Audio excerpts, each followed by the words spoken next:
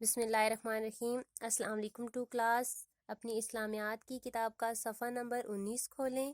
آج ہم اللہ تعالیٰ کی مشق کا دوسرا سوال شروع کریں گے۔ دوسرا سوال ہے، درج ذیل الفاظ کے معنی معلوم کر کے لکھیے۔ درج ذیل الفاظ کے معنی معلوم کر کے لکھیے۔ الفاظ ہیں معبود، رب۔ معبود، رب۔ معبود کا معنی ہے جس کی عبادت کی جائے، جس کی عبادت کی جائے۔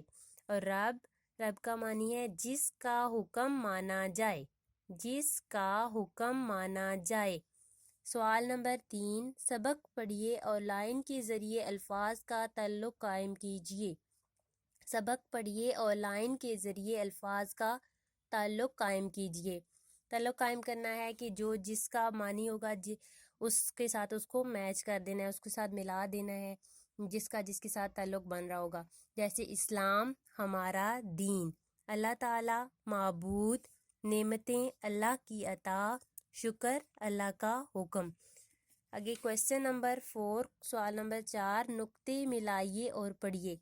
یہاں پہ آپ نے اپنی لیڈ پینسل کے ساتھ ڈاٹس کو ملانا ہے، نقطوں کو ملا کے اس کو لکھنا ہے اور اس کو پڑھنا ہے۔ اللہ تعالی ہمارا رب ہے، اللہ تعالی ہمارا رب ہے۔